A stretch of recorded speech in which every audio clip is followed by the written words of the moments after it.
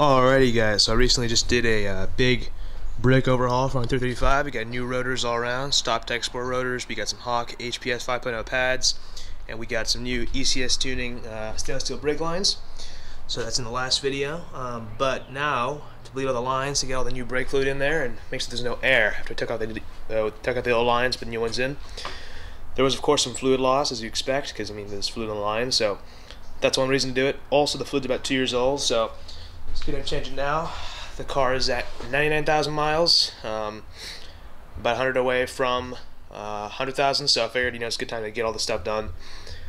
So yeah, I got all the new rotors on there. So we're going to start from the furthest, from the master cylinder, which is in the front, from the driver's side. So this wheel first, other rear wheel, and then the passenger front wheel, and then the driver's side front wheel. But first we got to get this motive bleeder set up. It's good for one person. I'm not going to do the method where you have to use the InPower NCS Expert software, as I do not need to bleed the ABS module itself, just the lines.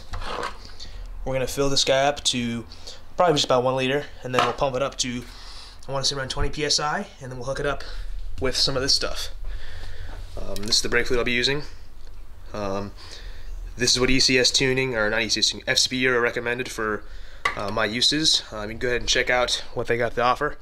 I've got 2 liters on me, just in case I'll need more than that, but 1 should be plenty. But yeah, we're going to get started now.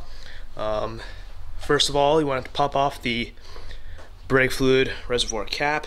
I've already had to top some up along the way just because when I was getting the brake lines off, but this cap comes off pretty easily. As you can see, I'm pretty much at the max for fluid levels, even though my lines are pretty much empty. So I'm going to take out a good amount of fluid from there and then put it in a bottle. I kind of made a little rig myself. I'll show you guys real quick. So using some airline from Home Depot, I was able to kind of take this old milk carton and get a line in there. It's much better than the one provided with Motive.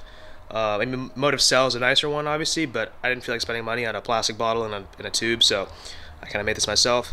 Usually I use like a normal plastic water bottle and something like that, and with the stock line that Motive gives you, which is this thing, but it's just way too short. Had a really hard time. I was doing it on my ML, flushing the brakes a while ago, and it was really not giving me an easy time with that short line, so I may do, but this will be a lot better.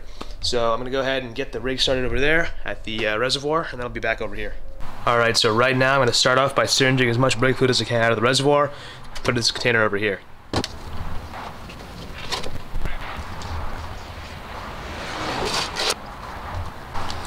So I took about 120 milliliters. That should be enough for what I'm doing right now.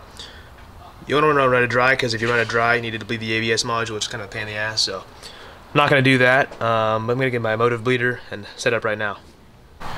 Alright, so we got the bleeder pumped up to about almost 20 pounds of pressure. A little bit less than that, kind of between 15 and 20. That should be enough for now. We may need to pump it up later and add some more fluid later. But for now, 1 liter should at least get us through the 2 rear brakes. So we're going to get started on that. Alright, so at the rear caliper right here, all the wheels are off, of course, because to make things easier. Although in some cars you can do wheels on, but I don't recommend it. Brake fluid's very corrosive, so you got to wear gloves. And if the brake fluid touches your wheels, if there's any finish on there, it'll just ruin it. So same goes for calipers, so just be careful of that. My calipers aren't painted, so I don't really care. But I'll probably paint them later, so I've got to keep that in mind. So at the calipers in the rear of a 335, and probably most E90s as well, there is a bleeder valve right at the back of the caliper with a little dust cap on it. You want to undo the dust cap right there, which exposes that little nipple right there. So with my kind of DIY little milk jug thing over here, I'm going to put the end of the line on the end of that little bleeder valve right there.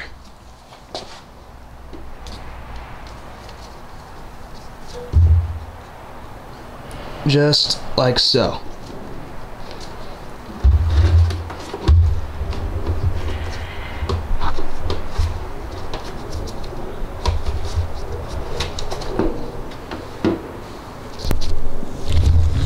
Alright, so now this is kind of all set up, ready to go.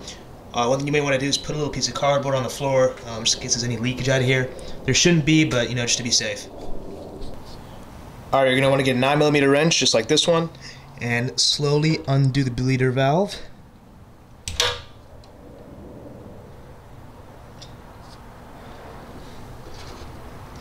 You'll see some fluid start coming out.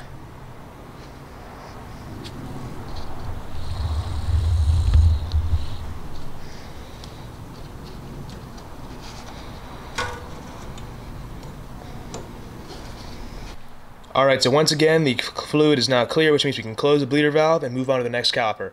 So that'll be the next rear one. I'm not going to show you guys how to do that one because it's the same as this. Alrighty, so done both rears now. I topped off my motive bleeder with about half a liter, maybe 3/4 of a liter of fluid. And now we're with the front passenger. And the only difference here is that the valve is a 11mm instead of a 9.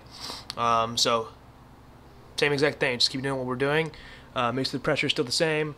Don't let the bleeder run dry, and that's about it. Just gonna keep doing this one, and then one more is the driver's side, front, then we're done.